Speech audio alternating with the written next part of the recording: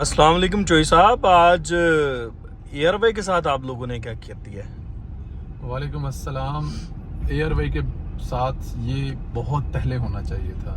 देखें, पहले बात तो हमें ज़रा ये पता होना चाहिए कि हुआ क्या है। उनका जो लाइसेंस है वो कैंसिल किस वजह से हुआ है, उसको किसने किया, ये बहुत ज़रूरी है। देखें, जब भी किसी टीवी चैनल को लाइसेंस मिलता है ना, तो सिक्योरिटी क्लियरेंस से वो उसका मतलब कि कनेक्ट होता है कि जब तक वजारत दाखिला को सिक्योरिटी क्लियरेंस नहीं मिलेगी वो कैसे क्लियर कर सकते हैं। सिक्योरिटी क्लियरेंस ने एयरवे के चैनल को जब उसकी क्लियरेंस की, पुराना लाइसेंस मिला, अब दोबारा फिर वही एजेंसियां हैं जिसमें आपकी तमाम एजेंसियां शामिल हैं, IB है, ISI है, जितनी भी एजेंसियां, उनकी दोबारा फिर जब रिपोर्ट रिक्वायर्ड हुई। अच्छा, वो रिपोर्ट होती क्या है? उसमें होता क्या है कि ये अदारा इस मुल्क के खिलाफ कोई काम या इसके खिलाफ कोई चीज़ तो नहीं करेगा, या इस अदारा ये जो बन रहा है या चल रहा है, या इसके किसी भी काम की वजह से हमारे मुल्क को कोई नुकसान तो नहीं होगा। अब आप ये देखें, वैसे तो इसकी एक बहुत लंबी चौड़ी हिस्ट्री है। अगर सियासी लोगों की इज्जतें उछालने पे देखें तो कमाल का चैनल था। आपने इस्तेमाल भी होता रहा। जिसकी इज्जत उछालनी हो उसको एयरवाई पर दे दें, उनको ठेका कॉन्ट्रैक्ट दे दें, आप उनका टैक्स माफ कर दें, आप उनको दूसरी मौजें लगवा दें, आप उनको पूछे ना, वो जनाब आप इस मुल्क के फरिश्तों को भी शैतान बनाकर आपके सामने खड़ा कर देगा। जहन साजी होती है इससे। तो जब अब उल्टी जहन साजी शुरू हो गई थी, अब फौज के खिलाफ जहन साजी शुरू हो गई थी। जब तक सियासतदानों के खिलाफ करते रहे बर्दाश्त होता रहा।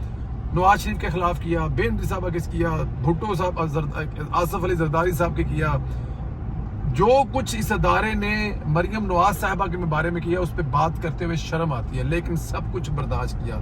अब होना ये शुरू हो गया था जनाब कि आपकी फौज के खिलाफ प्रोपोगंडा इस चैनल पर बैठकर हो रहा था। आप साबर शाकर को देख लें, आप अरशद शरीफ को देख लें, ये मुल्क से भागे क्यों हैं? अगर ये सच्चे हैं तो क्यों मुल्क मिल रहा है? इनको पता था कि अब इनको अच्छा, मुझे एक बात बताएं, इस अदारे से या इस अदारे के मुलाजमीन के शहबाज शरीफ से डरेंगे, राणा सनाउल्लाह साहब से डरेंगे? नहीं, आपको भी पता है किन से डरेंगे। तो जिनके ये बड़े कारे खास थे, जब उनके खिलाफ शुरू हो गए हैं, और उनकी भी बात नहीं है, इस एक मजबूत अदारा है। देखिए, कोई भी मुल्क हो, उसकी जो फौज है, उसके बगैर वो मुल्क क्या है? तो पाकिस्तान के किसी फौज के अफसर से आपका कोई इख्तिलाफ हो सकता है, लेकिन अदारे के खिलाफ इस तरह की हर्जा सराई आप करें तो उसके बाद फिर पीछे क्या रह जाएगा? तो जो इन्होंने किया, जो इन्होंने नॉन स्टॉप 15 मिनट की एक लिखी हुई गुफ्तगू जो चलाई है, वो आपके सामने है। उसके बाद इस अदारे का लाइसेंस कैंसिल। मैंने आपको बताया ना कि जहन साजी के लिए होता है, कि ये लिख कर देते हैं, सिक्योरिटी क्लियरेंस होती है कि हम ऐसा कोई काम नहीं करेंगे जो इस मुल्क के अवाम और इस मुल्क की सलामती के खिलाफ हो। अवाम की तो ये मतलब जो करते रहे वो आपके सामने। आप ये बताएं, इनके कुछ प्रोग्राम है, कितने लोगों की वो नौकरियां खा गए। करारुल हसन साहब जाए ना जाके किसी सेठ की जमीनों पर कब्जे की जाके वीडियो चलाएं, जाए ना जाके वो जाके बहुत सारे ऐसे अदारे हैं जो पता नहीं क्या घोपले कर रहे। नहीं, मतलब कितने लोगों के कारोबार, कितने लोगों की नौकरियां ये ब्लैकमेल अदारा खा गया। कोई नहीं बोला, चलता रहा। अब इन्होंने, आपको पता है, इंडिया ने भंगड़े डाले हैं इमरान खान साहब को और एयरवे को। वो दुआएं दे रहे हैं कि ये वो दो लोग हैं, या ये वो दो अदारे हैं, या एक अदारा और एक इंसान है। जो काम इंडिया 75 साल में नहीं कर सका, वो एयरवे और इमरान खान ने मिलकर किया है। आप इससे अंदाजा लगाएं कि ये आपके हक में या आपके खिलाफ कितना है ये मुल्क, ये अदारा है। तो ये वजह है जो इसको बंद किया गया, और मेरे ख्याल में बहुत जबरदस्त फैसला किया गया, इसमें कोई शक नहीं है। ये होना चाहिए था और ये बड़ा ठीक फैसला हुआ है। ठीक है चोई साहब, ये अच्छा, आप जिस तरह से आप बयान कर रहे हैं इस चीज़ को, कि इसका मतलब है कि सिक्योरिटी जो एजेंसीज हैं उन्होंने रिपोर्ट दी, उनकी रिपोर्ट थी, बिल्कुल उनकी रिपोर्ट की बुनियाद पर वजारत दाखिला जो कि राणा सनाउल्लाह साहब के अंडर आती है, उसने इनकी सिक्योरिटी क्लियरेंस मनसूख की।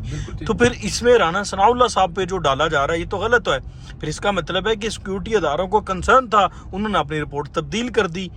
ठीक है सर, अगर आपने अपनी पॉलिसी तब्दील कर दी है, फर्ज किया कि आप मुल्क के हक में या मुल्क के लिए या मुल्क के अदारे हैं, तो ठीक है। आप किसी जगह पे, मतलब कि मैं अब ये तो नहीं कहना चाहता कि आप बिक गए हैं, आप इमरान खान के हाथों बिक गए हैं, या आप इंडिया के हाथों बिक गए हैं, या आप इसराइल के हाथों बिक गए, और आपने अपनी पॉलिसी चेंज कर ली है। आप सियासतदानों को जो मजीद धज्जियां उड़ा रहे हैं, आपको सारा कुछ अलाउ है, कोई नहीं पूछेगा।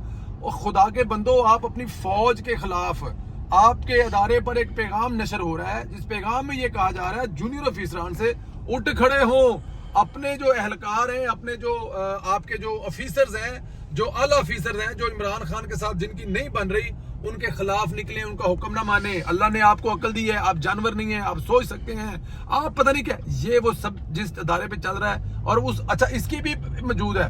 अब यार भाई ला कहता रहे जी कि हमारा उसमें कसूर कोई नहीं, मेहमान आता है उसका, नहीं नहीं नहीं नहीं, ऐसी बात हरगिज़ नहीं है।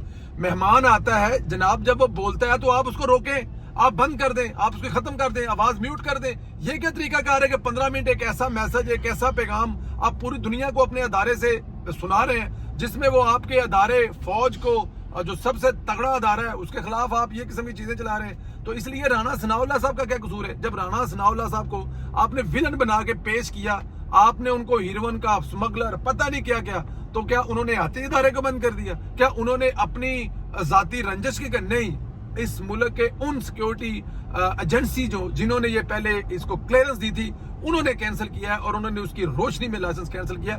इसमें वजारत दाखिला या राणा सनाउल्लाह साहब का कोई कसूर नहीं है, और जो ये सोचते हैं वो इंतहाई जाहिल है कि राणा साहब का सारा किया धरा है। बहुत वैलिड आपका आंसर है चोई साहब। अच्छा, थोड़ा सा मैं ऐड ऑन कर दूं जी, थोड़ा सा मैं ऐड ऑन कर दूं कि ये जो आप बात कर रहे थे कि वो जो एक मेहमान आया और उसने जो बोल दिया, तो मैं एक मीडिया पर्सन हूँ, मुझे 14-15 साल हो गए मीडिया में जी।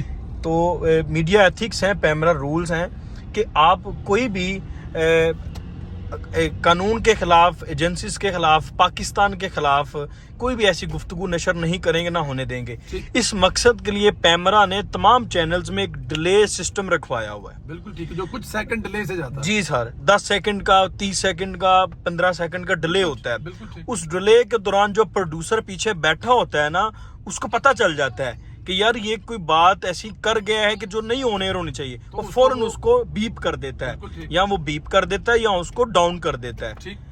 ये तरीकाकार होता है। तो ये एयरवे तो बिल्कुल नहीं से ले सकता, या इस फेस ऑफ कई बिल्कुल फेस सेविंग नहीं ले सकता कि उसके कोई मेहमान आया और वो बोल के चला गया। तो ये चैनल है, ये कोई थड़ा नहीं था, हाँ, ये कोई बर्फ का फट्टा नहीं था जी जी, ये बर्फ का फट्टा नहीं था कि जहाँ पे जो आया जो मर्जी बोल के चला गया। और ये तो आपने टेक्निकल हमें बता दिया ना, एक चीज उसमें और ऐड करें ना, राणा सनाउल्लाह साहब कहते हैं वो गुफ्तगू जो वो मोहित साहब पकड़े गए थे, इनके जो डायरेक्टर डिप्टी समथिंग हैं जो हैं एयरवे के, उनकी वो गुफ्तगू उस बंदे से उनके पास मौजूद है, जिसमें उसको हुक्म दिया जा रहा है और ये आगे से कहा जा रहा है कि जी ठीक है, बिल्कुल ऐसे ही होगा कि वो 15 मिनट बोलेगा, उसको रोका नहीं जाएगा, वो नॉन स्टॉप बोलेगा, उसको साथ वाला कोई मेहमान या एंकर किसी जगह पे बिल्कुल रोकने की कोशिश नहीं करेगा।